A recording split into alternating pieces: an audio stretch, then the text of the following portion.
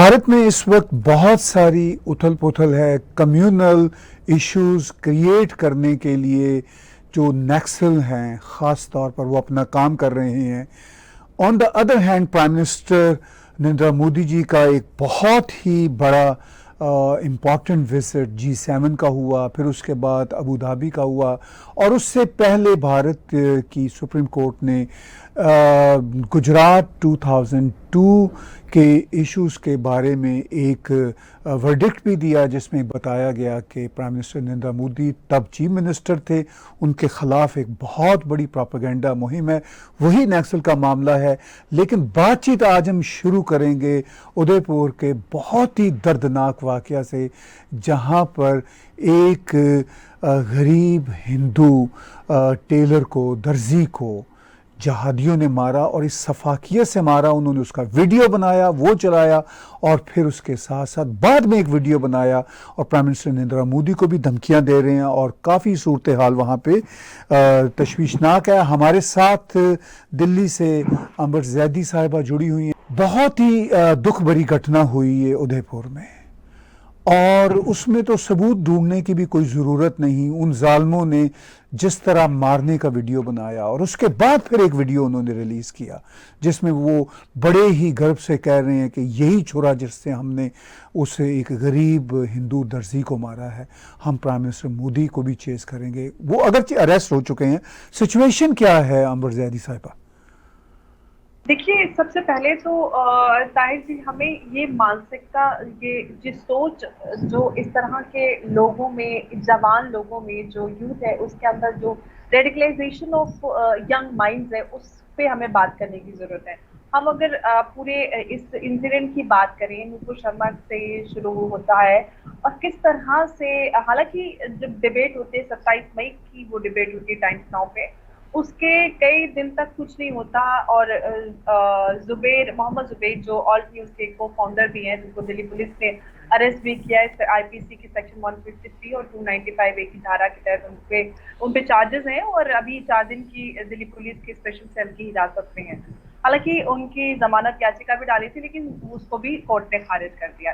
तो वो लोग जो प्रोपेगेंडा के तहत तोड़ मरोड़ के देश में उन्माद फैलाने के लिए या डिस्टेबलाइज करने के लिए लोगों में इस तरह की चीजें पहुंचाते हैं, वो ऐसे लोगों के लिए कहीं ना कहीं जिम्मेदार होते हैं। और उससे पहले हम चले जाएं, मई में जमीयत उलेमा हिंद का अधिवेशन हुआ था, जिसमें मौलाना मदनी जो कि उसके सदर हैं, उन्होंने ब्lasphemy लॉ बनाने की बात कही थी। कि उन्होंने इनफैक्ट कहा था कि भारत में मुसलमानों के ऊपर बहुत जुल्म हो रहा है, उनके धर्म पे आए दिन सवाल उठाए जाते हैं, तो अभी जरूरत है कि ब्lasphemy लॉ बनना चाहिए। तो ये सारी चीजें जिस तरह से, अगर हम क्रोनोलॉजी के ऊपर जाएं तो किस तरह से होती है, अधिवेशन होता है, फिर उसके बाद एक ज्ञान वापी वाला मुद्दा चल ही रहा था, हम सब जानते हैं, उकसाना, हमें अपने धर्म का सम्मान चाहिए लेकिन दूसरे के धर्म का सम्मान नहीं करना। तो ये मानसिकता, आप लोकतंत्र में रहते हैं, लोकतंत्र में संविधान के अधिकारों का आप हवाला देके आप सड़कों पर उतर आते हैं, विरोध प्रदर्शन भी करते हैं और अपने लिए हक की भी डिमांड करते हैं। और एक तरफ इस्लाम की भी बात करें तो इस्लाम भी लोग कहते हैं, और हम भी जानते हैं कि इस्लाम दूसरे के धर्म को छोटा दिखाने या उस पर अपशब्द इस्तेमाल करने से परहेज करता है। लेकिन बावजूद उसके हम ने देखा टीवी चैनल पे या अगर मोहम्मद जुबैर की बात करते, वो लगातार ट्विटर पे हिंदू देवी देवताओं का अपमान करते थे, अभद्र टिप्पणियों का इस्तेमाल करते थे। तो हम अब जब जुबैर के अरेस्ट होता है तो सब लोग सीना फूटना शुरू कर देते हैं, और लोकतंत्र और मानवाधिकार खतरे में आ जाता है, और अभिव्यक्ति की आज़ादी, freedom of speech and expression पे सवाल उठने लगते हैं कि एक लोकतंत्र में freedom of speech and expression खतरे में है। लेकिन ये वही लोग हैं जो नुपुर शर्मा का गला काटने के, तन से जुदा करने की बात कर रहे थे। और ये देखिए, अंजाम देखिए कि उदयपुर में एक घटना होती है, और उदयपुर के एक मौलाना, जब नुपुर का पूरा ये मामला चरम पे था, उस समय एक मुफ्ती, मौलाना मुफ्ती नदीम, जो कि जयपुर से थे, राजस्थान से, उन्होंने वीडियो उनका सामने आया था, और उन्होंने पुलिस की मौजूदगी में वो कह रहे थे कि हम सर तन से जुदा करेंगे और ये कर देंगे, वो कर देंगे। लेकिन जो वहाँ की कांग्रेस सरकार है, उन्होंने कोई कोई खास कदम नहीं उठाए। उससे पहले करौली वाला जो घटना हुई, वहां पर आपने देखा था कि हिंदू नववर्ष के समय जो घटना हुई, दंगे जो दंगाई थी उन पे कोई खास कार्रवाई नहीं हुई। तो यहाँ पे आप देखिए कि वो एक माइंडसेट, वो पूरा जो एक नेक्सस बना हुआ है इकोसिस्टम की पूरे की, अगर हम बात करते हैं, जिसमें वो लोग जो अपनी धार्मिक सत्ता बनाए रखने के लिए लोगों के दिमागों को इस तरह से रेडिकलाइज करते हैं। फिर आती है राजनीतिक पार्टियां जो अपने वोट बैंक के लिए ऐसे लोगों को हाथ लगाना नहीं चाहते और उनको बढ़ावा देते। कहीं ना कहीं आप बौद्धिक एक समर्थन दिया जाता है ऐसे लोगों का। तो ये मीडिया, पॉलिटिकल पार्टीज और इस तरह के लोग, ये पूरा नेक्सस काम करता है और ऐसे लोगों को बढ़ावा देता है और अंजाम भुगतना पड़ता है आम गरीब लोगों को। जो उदयपुर में हुआ, एक गरीब दर्जी जो अपने बच्चों, छोटे छोटे बच्चे हैं, 8-9 साल के बच्चे हैं, उनके 8 साल के बेटे ने सोशल मीडिया पे पोस्ट की थी, जिसको लेकर उनको लगातार धमकियां मिल रही थी और उन्होंने पुलिस प्रशासन से शिकायत भी की थी कि मुझे जान से मारने की धमकी दी है। और उन्होंने 6-7 दिन तक अपनी दुकान को बंद भी रखा था और क्योंकि गरीब आदमी है, दुकान चलानी है, बच्चों को पालना है, उन्होंने दुकान खोली और वो ग्राहक बन के उनकी दुकान से आते हैं, 2 लोग आते हैं और एक वीडियो बनाता है, देखिए। और पहले अनाउंस भी करते हैं, उनकी वीडियोस वायरल हो रही जिसमें उन्होंने धमकी दी थी कि मैं किस तरह से सर तन से जुदा करूंगा और गुस्ताखी नबी की एक ही सजा, सर तन से जुदा। और वो ऐसा करते भी हैं और पूरी घटना का वीडियो भी वायरल कर देते हैं और उन्होंने कहा था कि हम वीडियो वायरल करेंगे। हालांकि वो पकड़े गए, लेकिन सवाल उस मानसिकता पे है कि एक लोकतंत्र में, एक largest democracy of the world में, एक आम इंसान जिसकी कोई खता नहीं है, उसको किस तरह से तालिबानी और आईएसआईएस की तर्ज पे मार दिया जाता है। ये डर का माहौल पैदा करता है और ये कहीं ना कहीं वो आम मुसलमान जो इस तरह की चीजों में मुलविस नहीं है या इस तरह की लोग चीजों को बढ़ावा नहीं देता, कहीं ना कहीं समाज में एक जो गैप बना हुआ था भारत में, उसको और ज्यादा बड़ा करने में का काम करते हैं। आप बात कर रही हैं एक गरीब दर्जी के मारे जाने पे, और जो मारने वाले हैं वो बिल्कुल खुल्लम खुल्ला वीडियो बना के रिलीज करते हैं लेकिन ये आम जनता है। फिर आपने बात की उन सो कॉल्ड एलीट जर्नलिस्टों की, मैं उनका नाम नहीं लेना चाहता, जो कम्युनल वायलेंस क्रिएट करने का कॉज हैं बेसिकली। और वो कहते हैं जी हम बहुत बड़े जर्नलिस्ट हैं, हम कोई फैक्ट्स चेकर हैं, लेकिन आप उनके काम को देखिए, सवाए कम्युनल इश्यूज पे और उनको बढ़ावा देने के वो कोई और काम नहीं करते, सवाए एक अपनी पैटी इंटरेस्ट पे बेस करती हुई एक्टिविज्म करते हैं, कोई और काम नहीं करते। और ये कॉज बनते हैं इस तरह के वायलेंस का, इस तरह के मर्डर का। हम देख रहे हैं 2002 से जो गुजरात में जो कुछ हुआ, जिस तरह गोधरा में एक ट्रेन को पहले आग लगाई गई, उसके बाद फिर राइट्स वहां पे फूटे, उस पर उस वक्त चीफ मिनिस्टर नरेंद्र मोदी जी और आज के प्राइम मिनिस्टर नरेंद्र मोदी जी के खिलाफ किस तरह कैंपेन हुई। अल्टीमेटली सुप्रीम कोर्ट उनको उस सारे मामला से बरी करती है और ये कहती है कि इन लोगों ने कैंपेन की कम्युनलिज्म को बढ़ाने के लिए, उसमें भी जर्नलिस्टों के नाम है, वहाँ पे कुछ ऐसी जर्नलिस्ट हैं जो किताबें लिखती हैं, जिनका धंधा ही यही है, कारोबार ही यही है। तो आफ्टर ऑल ये जो सो कॉल्ड आज़ादी उन्होंने ली हुई है कम्युनलिज्म को आगे बढ़ाने के लिए और वायलेंस को बढ़ाने के लिए, ये आज़ादियाँ तो अमेरिका और कनाडा में पॉसिबल नहीं है। ऐसा करने वाले यहाँ पर हेट क्राइम का शिकार हो जाएं। तो ये आपको कब तक लगता है कि ये लोग ये करते रहेंगे? क्या इनको कहीं पर रोका जा सकेगा? देखिए, इनको रोकने के लिए जब से मोदी सरकार आई है सत्ता में, वो इनको रोकने के लिए काम कर रही है और काफी हद तक रोक पाई है।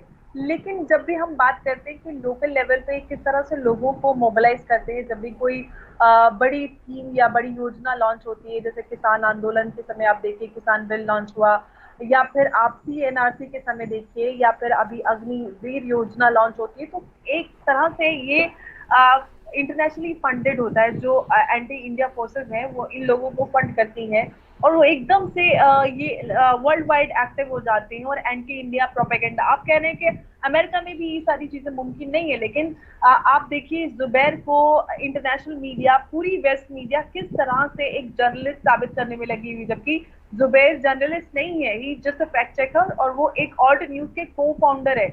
वो कोई भी जर्नलिस्ट नहीं, लेकिन पूरी इंटरनेशनल मीडिया उनको जर्नलिस्ट पर, एक उनके अधिकारों पर और कौन कौन से इंटरनेशनल जर्नलिस्ट के फोरम्स और एसोसिएशन सब बात कर रहे हैं। यहाँ तक कि जो भारत में जो बड़े बड़े पॉलिटिशियंस हैं, बड़े पॉलिटिकल राजनीतिक दिग्गज हैं, वो जुबैर के लिए आवाज उठा रहे हैं, कह रहे हैं कि एक मासूम पे जुल्म हो रहा है, उसको जेल में पटक दिया गया, जेल में डाल दिया गया। वो जुबैर जो प्रोपेगेंडा करता है, एक वीडियो को तोड़ मरोड़ के, जो आज देश में स्थिति है उसके सीधा जिम्मेदार जुबैर, मोहम्मद जुबैर है। क्योंकि ना आप एक वीडियो को इस तरह से तोड़ मरोड़ के पेश करते, ना देश में हिंसा भड़कती, ना लोग सड़कों पर उतरते, और ना ही वो जो देश विरोधी ताकतें हैं, एंटी इंडिया फोर्सेस है, उनको मौका मिलता। आप कहीं ना कहीं, जिससे ये नजर आता है कि आप एजेंडा के तहत ये सारी चीजें करते हैं, आपको फिक्र नहीं है। अगर आप इतने ही बड़े फैक्ट चेक करें तो आप अनबाइस्ड वे में आप सबका फैक्ट चेक कीजिए। आपको वही फैक्ट चेक करने जिससे आपको तोड़ मरोड़ के देश में आपको हिंसा भड़कानी है, डिस्टेबलाइजेशन करना है। तो ये आपकी इंटेंशंस को साफ जाहिर करता है। और जो जुबैर की गिरफ्तारी हुई उसमें दिल्ली पुलिस ने कहा है कि उनको इनफैक्ट बातचीत करने के लिए पुलिस ने तलब किया था, और उनका फोन चेक किया गया तो फोन फॉर्मेटेड पाया गया, उस फोन को फॉर्मेट किया गया है। हालांकि फॉर्मेट होने के बावजूद भी डेटा रिकवर किया जा सकता है, लेकिन फोन के साथ छेड़छाड़ की गई, ये उनके गिरफ्तार होने का ग्राउंड है। तो हम बात करते हैं, आप जैसे गोधरा कांड की बात कर रहे थे या गुजरात दंगों की बात की, तो जब से सुप्रीम कोर्ट ने क्लीन चिट दी है 2002 के दंगों को लेकर प्राइम मिनिस्टर मोदी को, उसके बाद अमित शाह जी का एक इंटरव्यू ANI को दिया था, उसको शायद आपने देखा होगा। उसमें एक तिकड़ी की उन्होंने बात की है।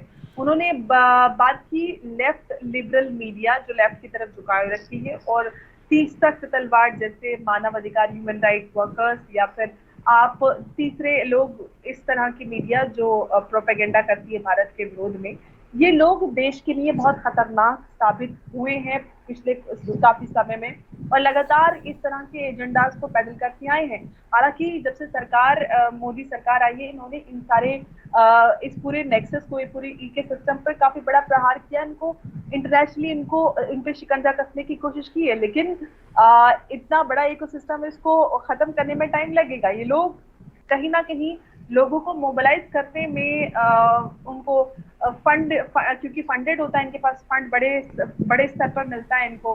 30 का एग्जाम्पल सामने है, उनको मिलियंस ऑफ डॉलर्स का फंड, इंटरनेशनल फंड मिला गोधरा का, वो गुजरात दंगों के नाम पर।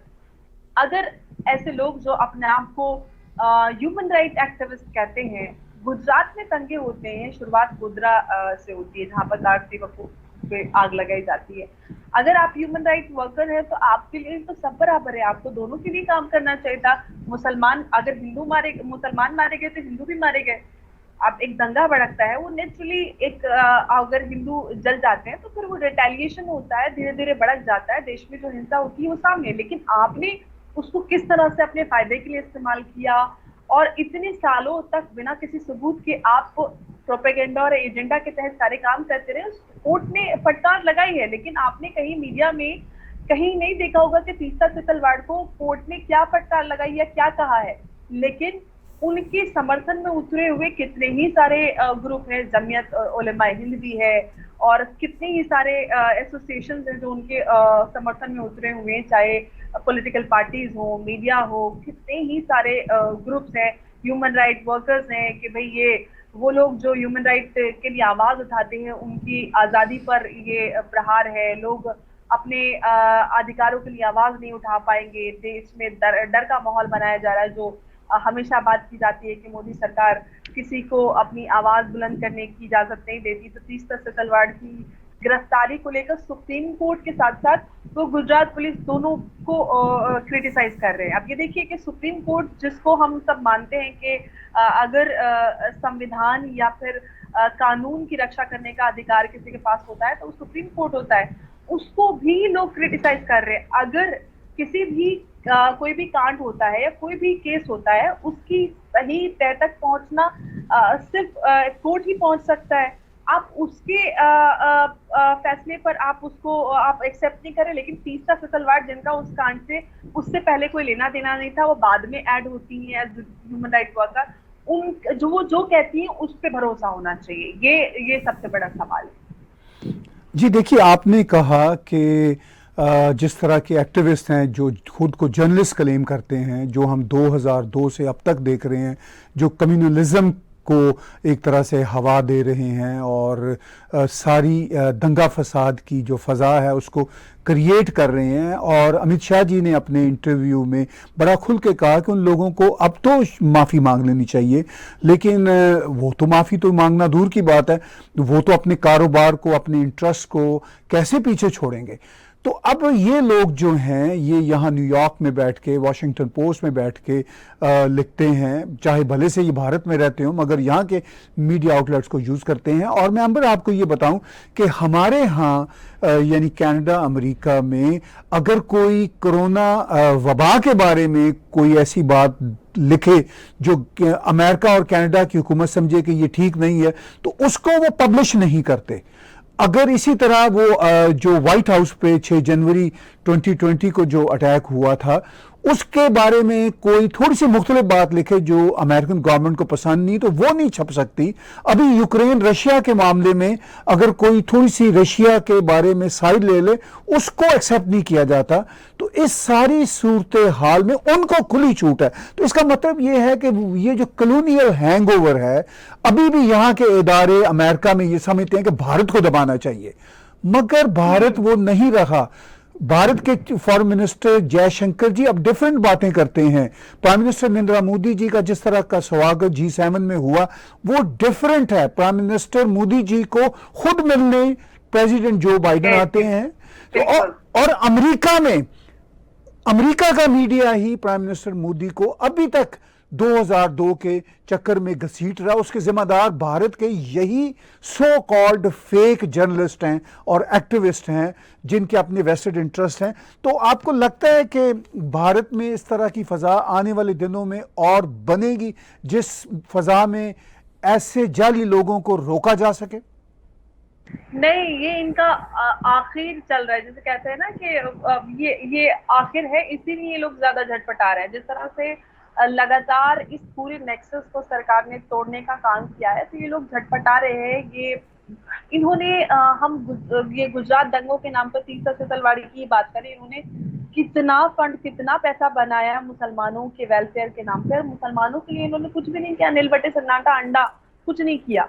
लेकिन सबसे बड़ी बात यह है कि मुसलमान ही ऐसे लोगों को सपोर्ट करते हैं, उनको नहीं पता चलता, वो उनके सर पे हाथ फेर के कहते हैं कि भाई ये तुम्हारे दुश्मन है, इन्होंने तुम्हारे साथ ये किया, तुम्हारे साथ बुरा किया, और मुसलमानों का इस्तेमाल करते हैं और अपना घर, अपनी झोलियां भरते हैं। तीसरा सेतलवाड़ कहने के लिए तो ह्यूमन राइट एक्टिविस्ट हैं और उनके पास अगर पैसे का अगर ब्यौरा देखें, उनके एनजीओ ने कितना फंड कमाया है, उन्होंने कितनी प्रॉपर्टीज बनाई हैं, ये भी अपने आप में एक बड़ा सवाल है। और ये आम लोगों को समझने की जरूरत है कि ऐसे लोगों को आप ह्यूमन राइट एक्टिविस्ट समझकर उनके पीछे उतराते हैं जो अपनी जाति मफाद के लिए काम करते हैं। वो ये भी नहीं देखते कि देश में किस तरह के हालात बनते हैं। तो ऐसे लोग, चाहे वो तीसरा से तलवाड़ हो, सबा नकवी हो, राना यूब हो, मोहम्मद जुबैर हो, या ऐसी कोई भी ताकत हो, वो लोग जो भारत में इस तरह की स्थिति पैदा करना चाहते हैं, या वो ये नहीं सोचते कि इस देश में रहकर, इस देश के नागरिक होकर आप इस देश के विरुद्ध काम करते हैं, तो सबसे पहले तो हमें खुद शर्म आनी चाहिए कि हम जिस देश के नागरिक हैं, जिस देश ने हमें नाम और पहचान दी है, हम उसके अगेंस्ट जाकर वो लोग जो एंटी इंडिया है उनको मौका देते हैं या उनके एजेंडा को पेडल करते हैं सिर्फ अपने जाति मफाद के लिए। तो ये हमारे लिए सबसे ज्यादा शर्म की बात है और ऐसे लोगों का अंत चल रहा है, ये अंतिम है। और सरकार पूरी तरह से ऐसे लोगों को चुन चुनकर सवाल उनकी जवाबदेही तय करेगी और सजा भी होगी, क्योंकि पहले ऐसे लोगों को खुली छूट थी, वो कुछ भी करते थे, कोई जिम्मेदारी नहीं तय होती थी। क्योंकि हमारे देश में जिस तरह का सेक्युलरिज्म की जो परिभाषा पढ़ाई जाती है, डेफिनेशन, कि आप अगर हिंदू हैं, अगर आप दूसरे पक्ष वाले मुस्लिम हैं, तो वो कुछ भी कर सकते हैं, आप क्योंकि ये आप सेक्युलर है तो आपको बर्दाश्त करना पड़ेगा। लेकिन मुसलमान कुछ भी करते हैं, आप उसको बर्दाश्त करते रहे क्योंकि आप हिंदू हैं। तो ये अजीब और गरीब परिभाषा, और ये कहना कि आप हर तरह के जो धार्मिक आजादी के नाम पर आप उन चीजों को भी बढ़ावा दें जो धर्म के नाम पर मानव अधिकारों को या बेसिक ह्यूमन राइट को वायलेशन करते हैं। तो ये सारी चीजें हमें समझने की जरूरत है कि सेक्युलरिज्म का मतलब ये नहीं होता है कि आप सारे धर्मों को एक साथ एम्ब्रेस करें। हमें धर्म और जाति से ऊपर उठना होता है, ये सेक्युलरिज्म होती है। लेकिन हमारे देश में कुछ और ही पढ़ाया गया। लेकिन ये सारी चीजें जो गलत हुई पास्ट में, उनको धीरे धीरे करेक्ट होने में टाइम लगेगा और सारी चीजें ठीक की जा रही हैं, और ये अब अंत है ऐसे लोगों का जो भारत के खिलाफ प्रोपेगेंडा करते हैं। आपने एक अच्छी बात की, अच्छी खबर दी हमारे व्यूअर्स को कि अल्टीमेटली इन सारी काविशों को ख़त्म करने की कोशिश की जा रही है। आपने पीछे कहा कि ये जो एक एको चैम्बर बना हुआ है प्रोपेगेंडे का, इसको रातों रात ख़त्म नहीं किया जा सकता। आखिर में बातचीत मैं फिर कंक्लूड करना चाहूँगा आपसे ये जानते हुए कि जो कुछ उदयपुर में हुआ, क्या आपको लगता है कि इससे वहाँ की फ़ज़ा ना सिर्फ राजस्थान में बल्कि पूरे भारत में ख़राब होगी? चूँकि जिस तरह का जहादी एडवेंचरिज्म उन ज़ालिमों ने किया है, उसके बाद रिएक्शन आपको कैसे नज़र आ रहा है? देखिए, अभी तो फिलहाल अगर हम राजस्थान की या उस पर्टिकुलर उदयपुर की बात करें तो वहाँ पे इंटरनेट सर्विस डाउन कर दी गई है, धारा 144 लागू कर दी गई है, और अगर आप और एरिया से भी देखें तो कहीं ना कहीं इंटरनेट की स्पीड काफी स्लो डाउन कर दी गई है। और जाहिर सी बात है, जितना खतरनाक और वीडियो सामने आया है, कोई भी उसको देखे तो उसका फोन कॉलेगा। तो अब क्या होता है वो तो एक सबसे बड़ा सवाल है, लेकिन सरकार इन सारी चीजों को कंट्रोल करने में लगी हुई है, और कंट्रोल करने की जो कोशिश की जा रही है उसको भी उस पर भी लोग सवाल उठा रहे हैं कि मासूमों को जेल में डाला जा रहा है। आप देश में हिंसा भड़काते हैं, लोगों में, आम लोगों में नफरत फैलाते हैं, ऐसे लोगों के दिमाग में नफरत डालने का जिम्मेदार कौन है? वो लोग जो चीजों को तोड़ मरोड़ के लोगों के बीच, लोगों के दिलों में नफरत फैलाते हैं, उनकी जिम्मेदारी तो तय करनी पड़ेगी, उनको सजा देनी पड़ेगी ना। जो देश में हालात हुए हैं वो सिर्फ और सिर्फ मोहम्मद जुबैर की वजह से। उन्होंने एक वीडियो को तोड़ मरोड़ के पेश किया और पूरी दुनिया में उन्होंने किस तरह से एक ऐसा हलचल मचा दी कि भारत में धार्मिक आजादी नहीं है, और पता नहीं किस तरह के हालात हो रहे हैं। अब अंजाम भुगतेंगे, अब जेल में जाएंगे तो अब आएगा कोई हम देखेंगे कौन सा ओआईसी आता है इनको बचाने के लिए। आप जिस देश में रहते हैं आपको उस देश का कानूनी प्रक्रिया फॉलो करनी पड़ेगी। अगर आपको किसी चीज से ऐतराज है, आपको लगता है कि कोई चीज गलत है, तो आप जाके एफआईआर दर्ज करा दीजिए। आप वीडियो बना के उसको इस तरह से पेश करते हैं कि लोगों में हिंसा भड़क जाती है, लोग सड़कों पर उतर आते हैं, सर तन से जुदा करने की बात कर देते हैं और कर भी देते हैं। एक आम गरीब मजदूर जो बेचारा अपने बच्चों को पालता है उसका सर तन से जुदा होता है। इसकी जिम्मेदारी कौन लेता है? इसकी जिम्मेदारी पूरी तरीके से मोहम्मद जुबैर जैसे लोगों की है, जो बिना सोचे समझे कुछ भी अपने इंटरेस्ट के लिए कुछ भी सोशल मीडिया पर फैला देते हैं, और अंजाम एक गरीब इंसान को भुगतना पड़ता है। आगे अब क्या होगा वो तो देखने वाली बात है, लेकिन सरकार पूरी तरीके से मुस्तैदी से इन सारी चीजों को, स्थिति को कंट्रोल करने में लगी हुई है। और राजस्थान में भी हमने देखा है, अगर हम उदयपुर की बात करते हैं तो वहां पर धारा 144 लागू कर दी गई है फिलहाल। बहुत आखिर में चलते चलते ये बताइए कि आपका खुद एक प्रोग्रेसिव माइंडसेट है और मुस्लिम कम्युनिटी के प्रोग्रेसिव हलके से आपका ताल्लुक़ है, तो इस तरह का जो भारत में अब माहौल बनाया जा रहा है नक्सल्स की तरफ से, और वो नक्सल्स ये कोशिश कर रहे हैं कि किसी तरह से प्राइम मिनिस्टर नरेंद्र मोदी और बीजेपी को नीचा दिखाने के लिए नेशनली और इंटरनेशनली अपने हर काम करते रहे, मगर कम्युनिटी मुस्लिम बरादरी के अंदर कैसी अवेयरनेस है? अगर नहीं अवेयरनेस इनके नेफीरियस एजेंडा की जो ये लोग कर रहे हैं, कम्युनलिज्म कर रहे हैं और भड़का रहे हैं, तो कम्युनिटी के अंदर कैसे वो अवेयरनेस आए? कैसा आपको दिखता है मंजरनामा?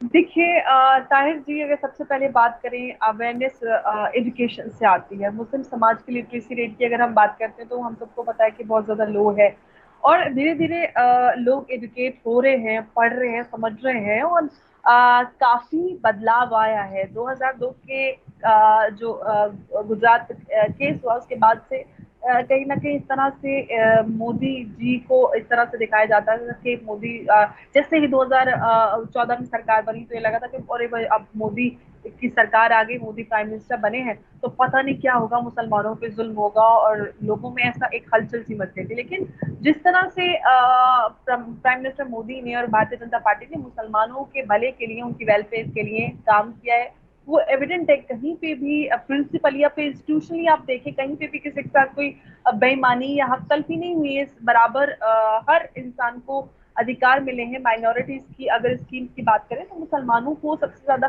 फायदा मिलता है। प्रिंसिपल माइनॉरिटी इस देश में मुसलमान है, या फिर सेकंड लार्जेस्ट नंबर्स के बेस पे बात करें तो मुसलमान है, उनको सारे अधिकार मिलते हैं। तो लोग धीरे धीरे समझ रहे हैं और उनको पता चल रहा है कि किस तरह से पिछली सरकारों ने उनको वोट बैंक के नाम पर छला है, और अब लोग अपने अधिकारों को लेकर अवेयर हो रहे हैं और बदलाव आ रहा है। लेकिन वो लोग जो शिद्दत पसंद लोग हैं, जिनकी सत्ता खिसक चुकी है, जो पिछली सरकारों में जिनको बहुत लाड डडाए जाते थे, उनको राज्यसभा सीट मिलती थी, बड़ी बड़ी बॉडीज का चेयरमैन बनाया जाता था, अब उनको कुछ मिलता नहीं है, तो वो इस तरह की स्थिति पैदा करके अपनी इम्पोर्टेंस बनाने की, अपनी जमीन को बनाए रखने की कोशिश करते हैं, जो आम लोगों को समझ में नहीं आता था। लेकिन अब धीरे धीरे बदलाव आ रहा है, लोग समझने लगे हैं, और मैं उम्मीद करती हूँ कि और ज्यादा बदलाव आए, क्योंकि जिस तरह से एक पॉलिटिकल पैराडिम शिफ्ट हुआ है इस देश में, हमने पिछले 5 राज्यों में जो हमारे देश में चुनाव रहे, उसमें भी हमें देखने के लिए मिला कि लोग अब अपने राइट्स को लेकर काफी ज्यादा सजग हो गए हैं। वो प्रायोरिटी अपने अधिकारों को रखते हैं, किसी भी इस तरह के प्रोपेगेंडा का शिकार नहीं हुए। यूपी के चुनाव के समय पे भी हिजाब विवाद काफी जोरों शोरों पर रहा, पोलराइजेशन करने की कोशिश की गई, लेकिन वो नाकाम रहा है, जिससे साफ ये पता चलता है कि लोग अब पोलराइजेशन का शिकार नहीं होते। हालांकि ये है कि ये बड़े इन लोगों को इंटरनेशनली फंडेड होते हैं इनके एजेंडा, तो कहीं ना कहीं टेम्परेरी लोगों को मोबिलाइज करने के लिए ये में सफल हो जाते हैं, लेकिन बड़े स्तर पर लोगों पे प्रभाव नहीं डाल पाते हैं कि वो कोई अपना डिसीजन बदल दें या उनके लिए वोट कर दें या उनके साथ खड़े हो जाएं। तो एक टेम्परेरी इफेक्ट होता है जो कि पैसे के चलते ये कर पाते हैं, लेकिन कोई ऐसा खासा जनमत पर कोई प्रभाव नहीं पड़ता। बहुत बहुत शुक्रिया, हम आपके बहुत धन्यवादी हैं कि आपने हमें वक्त दिया और जो ग्राउंड सिचुएशन उसे आगाह किया। और आने वाले दिनों में जैसे जैसे सूरत हाल भारत में इस तरह के इश्यूज़ पे डेवलप होगी, हम अंबर जैदी साहिबा से बातचीत करते रहेंगे। व्यूज़ आज का बिला तकल्लुफ़ तजिया मेरे साथ और अंबर जैदी साहिबा के साथ देखने और सुनने का बहुत शुक्रिया। आप अंबर जैदी का यूट्यूब चैनल भी सब्सक्राइब कीजिए, इसके साथ साथ हमारे टैग टीवी के यूट्यूब को सब्सक्राइब कीजिए। हमारे ऐप्स को आप 24/7 डाउनलोड कर सकते हैं, चाहे वो रॉको के ऐप्स हों, चाहे वो अमेज़ॉन के हों, चाहे एप्पल और एंड्रॉयड के हों। और आप इसी यूट्यूब के चैनल पे हमें कंट्रीब्यूट भी कर सकते हैं। एक बार फिर आप सबका बहुत बहुत शुक्रिया।